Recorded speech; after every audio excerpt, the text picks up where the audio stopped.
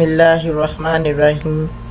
अस्सलाम वालेकुम वरहमतुल्लाहि वबरकातुहू। आप सब कैसे हैं? उम्मीद है आप सब खैर वफियत से होंगे इंशाअल्लाह। आप सबको जुमा बहुत बहुत मुबारक हो। अल्लाह ताला हम सबको अपनी हिफ्ज़ व अमान में रखे इंशाअल्लाह। सूरत माइदा हमने शुरू की हुई थी, बीच में थोड़ा वक्फ़ा आ गया, नहीं पढ़ सकी। मदीना पाक गई हुई थी तो वहाँ पे कुरान नहीं लेके गई थी, ये वाला जहाँ से तर्जुमा पढ़ती हूँ, तो जिस वजह से डिले हो गया। आज फिर से मैं अपनी रूटीन बनाने की कोशिश करती हूँ और कोशिश करूँगी कि कंटिन्यू इसको करूँ। मैंने सूरत माइदा 7वां पारा शुरू किया हुआ था और उसकी आयात 93 पढ़ ली माशाल्लाह, और 2 रुकू तक पढ़ा था। तो आगे बढ़ते हैं। हमने यहाँ तक पढ़ा था। थोड़ा सा रिमाइंड कर दूँ ना, काफ़ी दिन हो गए ना पढ़ा नहीं, तो थोड़ा सा रिमाइंड कर दूँ कि कहाँ से छोड़ा था। औज़ु बिल्लाहि मिनश शैतानिर रजीम, बिस्मिल्लाहिर्रहमानिर्रहीम। यहाँ से यहाँ पे ख़त्म किया था, थोड़ा सा पढ़ते हैं फिर शुरू करते हैं आगे। जो लोग ईमान ले आए और नेक अमल करने लगे, उन्होंने पहले जो कुछ खाया पिया था इस पर कोई गिरफ्त ना होगी, बशर्तिया कि वो आइंदा उन चीज़ों से बचे रहें जो हराम की गई हैं, और ईमान पर साबित कदम रहें और अच्छे काम करें। फिर जिस जिस चीज़ से रोका जाए इससे रुकें, और जो फरमाने इलाही हो उसे माने। फिर खुदा तरसी के साथ नेक रवैया रखें। अल्लाह नेक किरदार लोगों को पसंद करता है। यहाँ तक मैंने पढ़ा था। उससे आगे, ऐ लोगों जो ईमान लाए हो, अल्लाह तुम्हें उस शिकार के ज़रिए से सख्त आजमाइश में डालेगा। ये हज के बारे में माशाल्लाह, हज करीब है माशाल्लाह, आने वाला है, और अल्लाह ताला सब के लिए हज बहुत मुबारक हो। सबका आना और सबका हज करना अल्लाह ताला मुबारक करे, और जो नहीं आ सके अल्लाह ताला उनको भी तौफीक दे, वो लोग भी आएँ ज़रूर, हज उम्रा करें इंशाअल्लाह। तो ये हज से रिलेटेड ही हमारा आगे का जो पढ़ना है कुरान का, जहाँ से छोड़ा था उससे आगे हज से रिलेटेड ही है, तो इसलिए बस मैंने चाह रही हूँ कि मैं पहले पढ़ लूँ, हज से पहले ये हम टॉपिक जो है वो कर लें।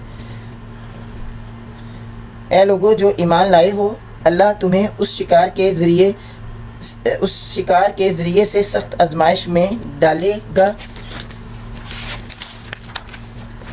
जो बिल्कुल तुम्हारे हाथों और नेज़ों की ज़द होगा, ये देखने के लिए कि तुम में से कौन इससे गायबाना डरता है।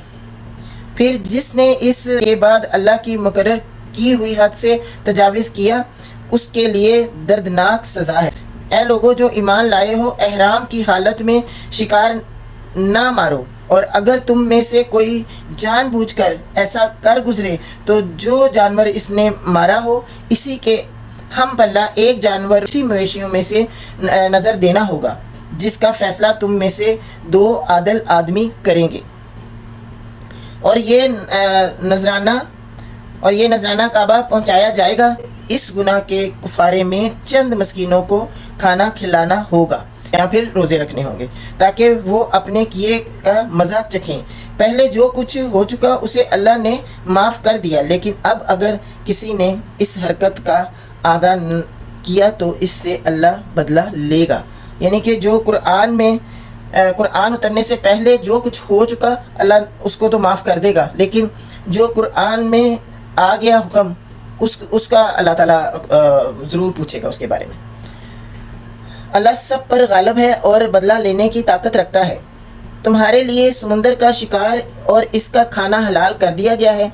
जहाँ तुम ठहरो वहाँ भी उसे खा सकते हो, और काफिले के लिए ज़्यादा राह भी बना सकते हो। अलबत्ता खुश्की का शिकार जब तक तुम एहराम की हालत में हो तुम पर हराम किया गया है। बस बच्चों उस खुदा की नाफरमानी से जिसकी पेशी में तुम सबको घेर कर हाजिर किया जाएगा। अल्लाह ने मकाने मुहतरम काबा को लोगों के लिए इज्तिमा ज़िंदगी के क़याम का ज़रिया बनाया, और माह हराम और कुर्बानी के जानवरों और कलादों को भी इस काम में मावन बना दिया, ताकि तुम्हें मालूम हो जाए कि अल्लाह आसमानों और ज़मीन के सब हालात से बाखबर है। اور اسے ہر چیز کا علم ہے، خبردار ہو جاؤ، اللہ سزا دینے میں بھی سخت ہے اور اس کے ساتھ بہت درگزر اور رحم بھی کرنے والا ہے۔ رسول پر تو صرف پیغام پہنچا دینے کی ذمہ داری ہے، آگے تمہارے کھلے چھپے سب حالات کا جاننے والا اللہ ہے۔ اے پیغمبر صلی اللہ علیہ وآلہ وسلم، ان سے کہہ دو کہ پاک اور ناپاک بہرحال یکساں نہیں ہے، یعنی کہ ناپاک چیز تمہیں کتنی ہی بھلی لگے، کتنا ہی اس سے تمہیں وہ سکون ملے، لیکن کتنی ہی تمہیں بھلی لگتی ہو، اچھی لگتی ہو، تم نے اس کے پاس نہیں جانا۔ بس اے لوگو جو عقل رکھتے ہو، اللہ کی نافرمانی سے بچتے رہو، امید ہے کہ تمہیں فلاح نصیب ہوگی۔ اے لوگو جو ایمان لائے ہو، ایسی باتیں نہ پوچھا کرو جو تم پر ظاہر کر دی جائیں تو تمہیں ناگوار ہوں، لیکن اگر تم انہیں ایسے وقت پوچھو گے جب کہ قرآن نازل ہو رہا ہو تو وہ تم پر کھول دی جائیں گی۔ اب تک جو کچھ تم نے کیا اسے اللہ نے معاف کر دیا، وہ درگزر کرنے والا اور بردبار۔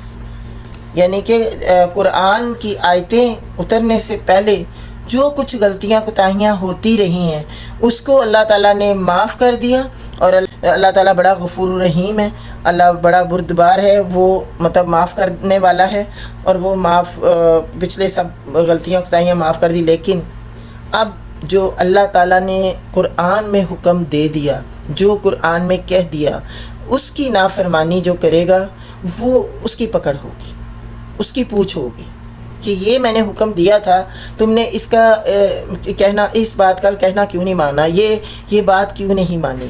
جب قرآن کہہ رہا تھا، تمہیں پیغام مل گیا تھا قرآن کا، تو تم نے پھر اس پہ عمل کیوں نہیں کیا، تو اس کی پوچھ ہوگی۔ ٹھیک ہے، آج کے لیے اتنا ہی، انشاءاللہ کل پڑھتے ہیں باقی۔ اپنا بہت خیال رکھیں، جزاک اللہ خیر۔ نبی پاک صلی اللہ علیہ وآلہ وسلم پہ لاکھوں کروڑوں درود و سلام، اللہم صلی وسلم وبارک علی نبینا محمد۔